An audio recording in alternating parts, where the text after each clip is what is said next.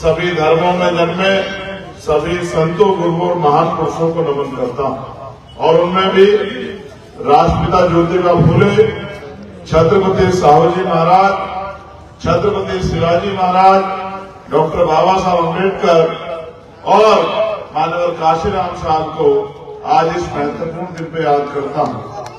अंकुश जो मेरे प्यारे छोटे भाई हैं, पिछले लंबे समय से इस क्षेत्र की सेवा कर रहे हैं और जब जब किसी भी कमजोर को या किसी भी परेशान को उनकी जरूरत पड़ी, उन्होंने दिन रात नहीं देखी, उन्होंने आपकी ताकत बनने का काम किया, आपकी परेशानियों को खत्म कराने में जो भी उनका योगदान हो सकता था वो योगदान देने का काम किया। ये लोकतंत्र है और लोकतंत्र की खूबसूरती ये है कि यहाँ रानी का बेटा ही राजा नहीं बनता। यहाँ पैसे वाले उद्योगपति या माफियाओं के लिए आगे बढ़ने के अवसर के साथ साथ यहाँ गरीब का बेटा भी आगे बढ़ सकता है। जब बाबा साहब अम्बेडकर ने हमें वोट का अधिकार दिलाया था और जब ये वोट का अधिकार दिलाने में कॉन्स्टिट्यूशन असेंबली में चर्चा हुई तो यहाँ के पैसे वाले लोग तैयार नहीं थे कि हर व्यक्ति को वोट का अधिकार मिल जाए। कोई कहता था कि वोट का अधिकार उनको मिलना चाहिए जो लोग लगान देते हैं, कोई कहता था उनको मिलना चाहिए जो व्यापारी हैं, कोई कहता उनको मिलना चाहिए जो पढ़े लिखे हैं। लेकिन बाबा साहब अम्बेडकर ने कहा कि जब चंद लोग फैसला करेंगे लोकतंत्र में तो ये लोकतंत्र नहीं होगा। लोकतंत्र तब असली लोकतंत्र होगा जब अंतिम व्यक्ति फैसला करेगा कि उनके क्षेत्र में बेहतर से बेहतर उम्मीदवार कौन होगा और वो किसको वोट देकर कामयाब बनाना चाहते हैं।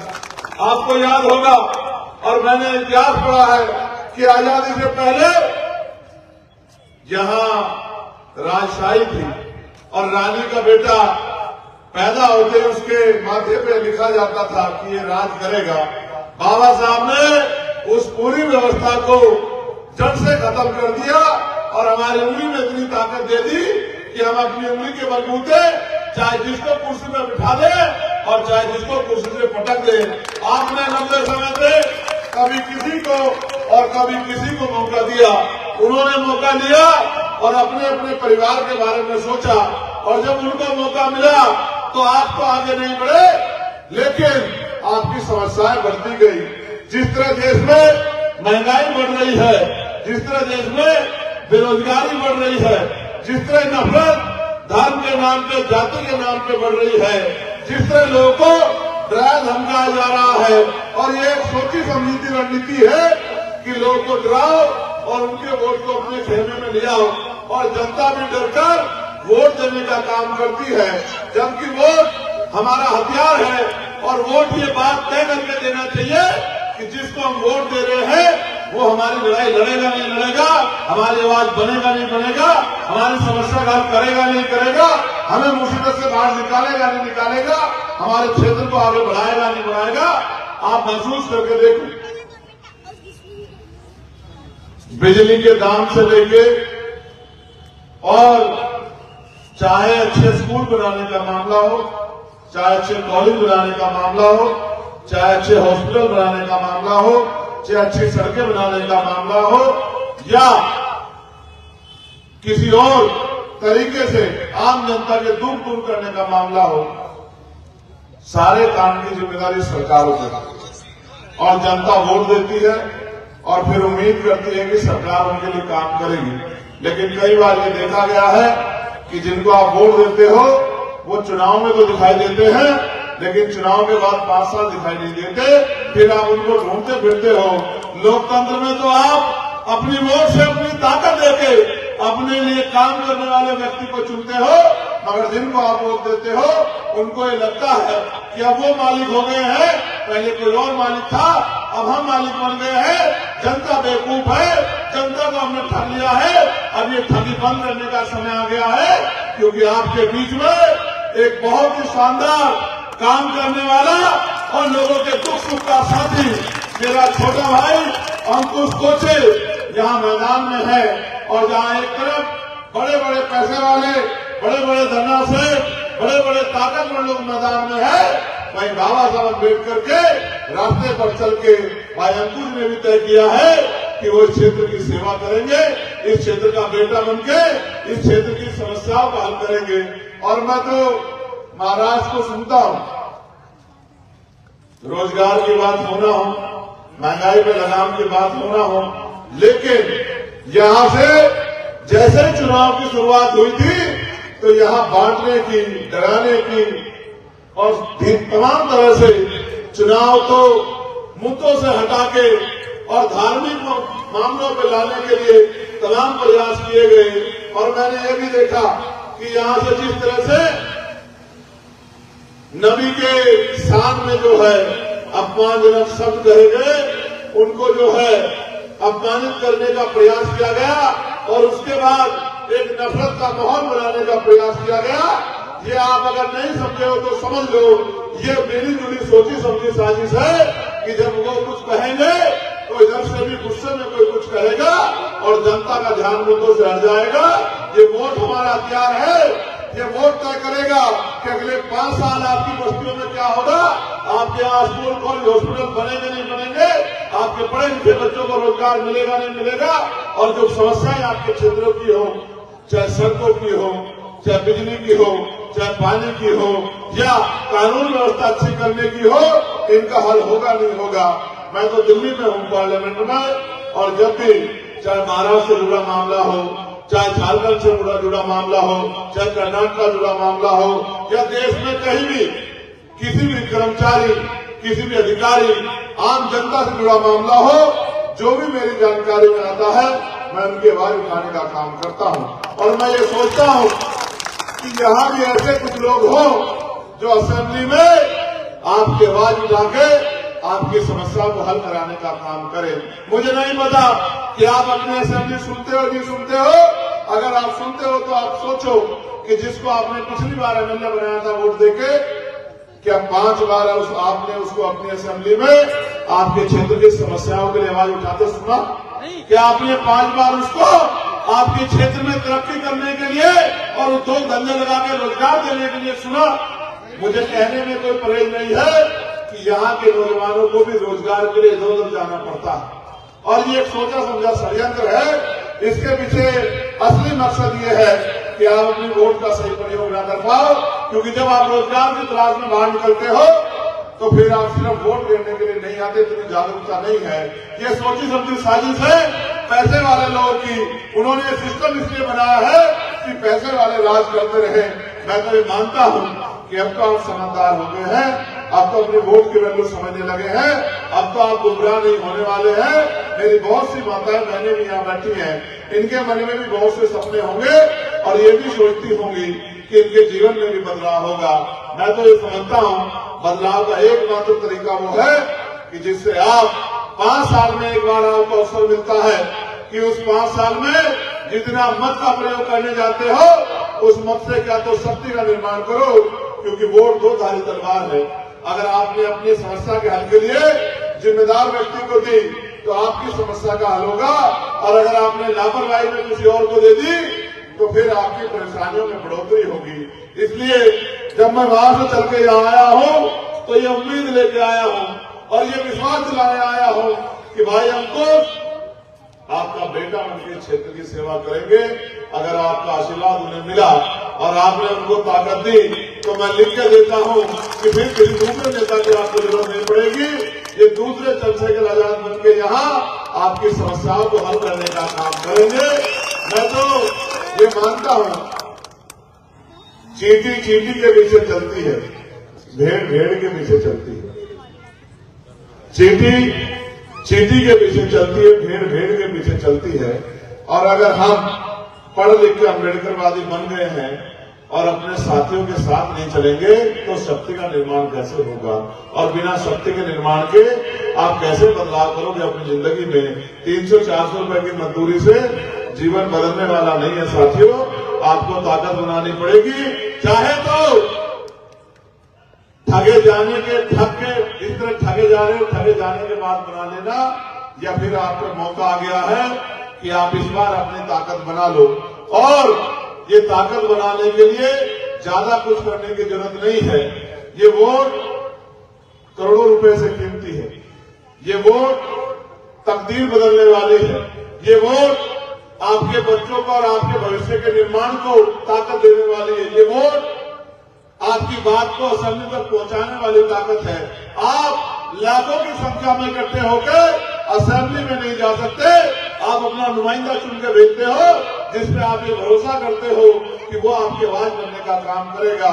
और यही लोकतंत्र है, जिस लोकतंत्र की वजह से आज देश के प्राइम मिनिस्टर भी भारतीय संविधान को नतमस्तक होते हैं और संविधान की जय जयकार करते हैं।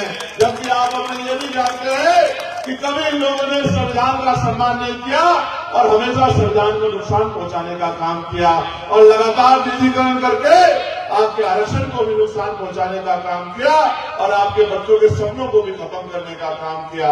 मैंने तो सरकार को यहां देखा कि सरकार ने एक योजना चलाई है, बहन योजना के नाम से, जिसमें वो सीधे पैसे दे रहे हैं। हमने तो गांव में सुना था कि पहले चुनाव से कुछ दिन पहले पैसे वाले लोग आते थे और आपकी बस्तियों में आके वोट खरीदने के लिए नोट देते थे। वोट खरीदने के लिए नोट देते थे और उस नोट के आधार पर आपसे कहते थे कि ये नोट आप रख लो और वोट हमें दे देना। जनता भोली वाली थी, वोट दे देती थी और नोट रख लेती थी।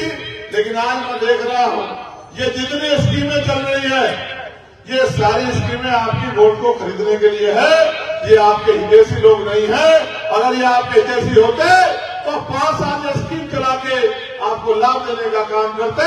चुनाव के समय आपके खातों में पैसे डाल के आपकी कीमती वोट को लेकर आपके भविष्य को बर्बाद करने का काम नहीं करते। मैंने तो मुंबई में एक दिन गया, चुनाव के दौरान पता लगा सारे टोल फ्री कर दिए हैं। ये अभी तो टोल फ्री करे हैं, ये दिन चुनाव खत्म हो जाएगा, टैक्स बढ़ा के ये सारा पैसा आपकी खाल से निकालने का काम ये सरकार में बैठे लोग करेंगे। मेरी इस बात को याद रखना। यहाँ पे कहते हैं 500 रुपए का सिलेंडर मिलेगा, जहां जहां इनकी सरकारें हैं वहां 1000 रुपए का सिलेंडर भी बड़ी मुश्किल से मिलता है। मैं तो बस आपको आगाह करना चाहता हूं कि आपको समझदारी से काम लेना है और अपनी ताकत बढ़ानी है। और ताकत तब बनेगी जब नेता आपकी पहुंच के अंदर होगा, नेता आपके करीब होगा। नेता को आपको ढूंढना नहीं पड़ेगा। जिसको आप वोट देते हो वो आपकी समस्या पे, आपके एक आवाज पे खड़ा मिलेगा। मैं नहीं मानता कि अंकुश के परिवार में कोई पहले नेता रहे होंगे। जहां तक मैं जानता हूं ये पहला आदमी अपने परिवार से, एक गरीब का बेटा जिसने हिम्मत जुटाई है। तो हम सब लोग के लिए जिम्मेदारी बढ़ती है कि हम इनके हाथों को मजबूत करें और इनको इस लड़ाई को आगे बढ़ाने का मौका दें। और धीरे धीरे जब आप समझदारी से इस काम को आगे बढ़ाओगे तो मेरा विश्वास है कि आज जो संख्या है आने वाले 7-8 दिन में इससे कई गुना संख्या बढ़ जाएगी। और मेरा छोटा भाई अंकुश यहीं से आपके वोटों से विधानसभा में चुन के जाएगा। हमारे यहाँ एमएलए कहते हैं, आपके यहाँ आमदार कहते हैं। तो मैं आपसे बस ये कहने आया हूँ, अभी हमारे थे तो टोल में वो पूछता है कि कौन बैठे हैं। हमारे साथी कहते थे कि सांसद जी बैठे हैं। मैंने उनको कहा कि सांसद जी नहीं मानते, यहाँ खासदार मानते हैं। आप इनको बता दो कि खासदार बैठे हैं तो इनको समझ में आ जाएगा कि कौन बैठा है। हालांकि अच्छी बात यह है कि आपने संघर्ष से इस चेहरे को इतना कामयाब बनाया है कि सब लोग इस बात को जानते हैं कि चंद्रशेखर आजाद कौन है। चंद्रशेखर आजाद आपकी अपनी आवाज है जो दुर्ग जाति के खिलाफ हमेशा खड़ी रहती है और जो बिकाऊ नहीं है, जो टिकाऊ है, जो देश के प्राइम मिनिस्टर से भी सवाल पूछने की हिम्मत रखती है और देश के हर एक नागरिक के साथ साथ देश के अंतिम व्यक्ति की आवाज उठाने की ताकत भी रखती है। मैं आपसे कहना चाहता हूं, भाई अंकुश जी के साथ साथ यहाँ नरेंद्र ढोणे जी जो हिंगाना विधानसभा से, और प्रशांत बंसोड़ जी, ये भी मेरे छोटे भाई हैं, ये भी बहुत मेहनती हैं। मैंने इनसे भी आग्रह किया था कि समय कम है, आप सब लोग वहीं आ जाना, वहीं मैं आपके लिए अपील कर दूंगा। ये कामठी विधानसभा से और सचिन कुमारे दक्षिण नागपुर से, अमित भीमटे चिमूर से, चेतन नवासा आर मोरी से प्रमोद रावत दिलगिर से और मारुति बस में पुसद विधानसभा से और देवानंद पाइकराव उमरखेड़ से। आप ये जानते हो, मेरा ये मानना भी है कि लोकतंत्र में जनता मालिक होती है और जब मालिक किसी चीज का निर्णय लेता है तो बहुत सोच समझ के लेता है। मैं मानता हूं और आपको भी तय करना है कि आज देश किस ओर जा रहा है, जहां एक तरफ संविधान का खतरा है, वहीं दूसरी तरफ देश महंगाई और कर्ज के इस भयानक दौर में है कि लगातार महंगाई बढ़ रही है, आमदनी नहीं बढ़ रही है और कर्ज भी पहले से कई सौ गुना बढ़ गया है। मुझे लगता है अगर सर्वे कराएंगे तो हर व्यक्ति पे 50,000 के लगभग कर्ज बैठेगा। सरकारें कर्ज को हमारे नाम पे लेती है और अपनी तिजोरी भरने का काम करती है। एक एमएलए जो एक योजना में एमएलए रहता है, करोड़पति अरबपति हो जाता है और जनता गरीब की गरीब रह जाती है। हाल तो ये है कि जनता के पास रहने को मकान नहीं है, जबकि भारतीय संविधान ये अधिकार देता है कि हर व्यक्ति को रोटी कपड़ा मकान सरकार की जिम्मेदारी होगी। अच्छे पीने के लिए अच्छे पानी और रहने के लिए अच्छे मकान और खाने के लिए भोजन और पहनने के लिए कपड़ा, ये सब सरकार तैयार करके देगी, क्योंकि इसी के लिए हम उनको टैक्स देते हैं।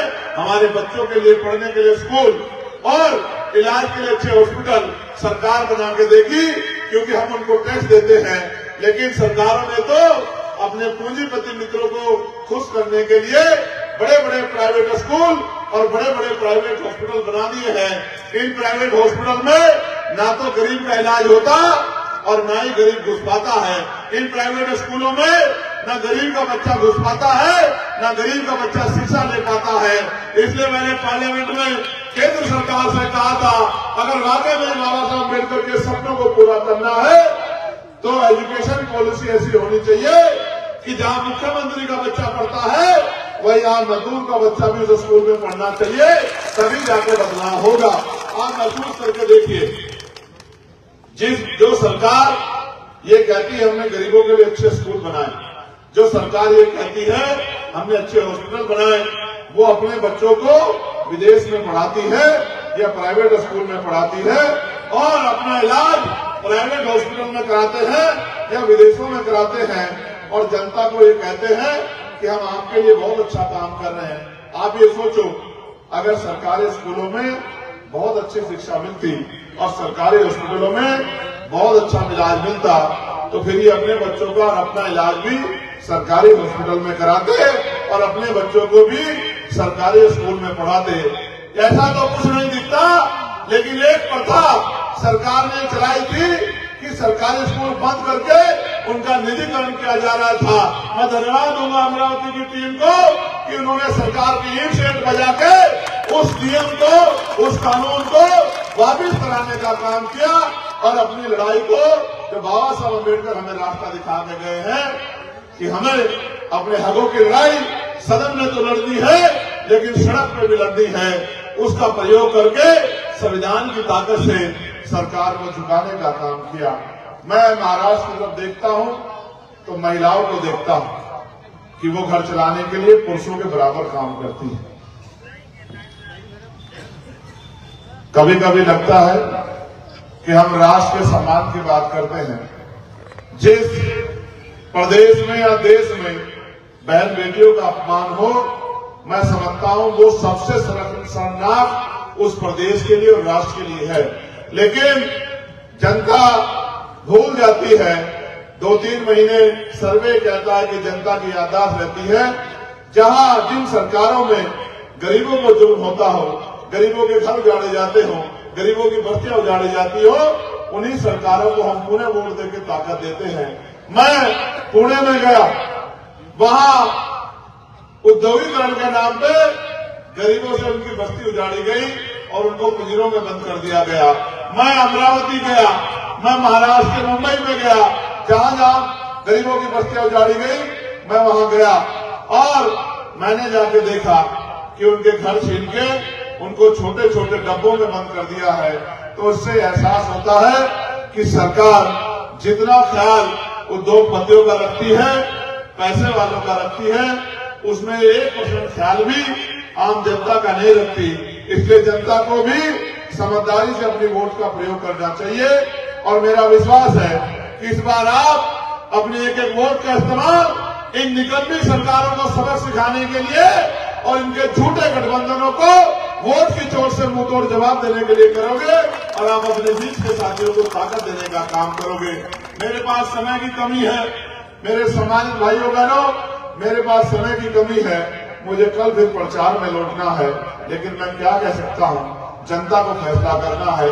आप अगर चाहो तो आपके बीच के नौजवान आपके क्षेत्र की सेवा करने के लिए सड़कों पे मैदान में तो है, लेकिन असेंबली में भी आपके आवाज बनने का काम कर सकते हैं अगर आपका सहयोग इनको मिल जाए।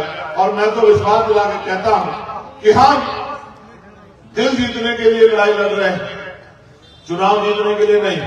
चुनाव तो आपने बहुत लोगों को जिताए, बहुत लोग एमपी एमएलए बनाए, लेकिन शायद उन्होंने कभी आपकी समस्या को समस्या भी नहीं समझा। अगर समस्या समझा होता तो आपकी जिंदगी में बदलाव होता।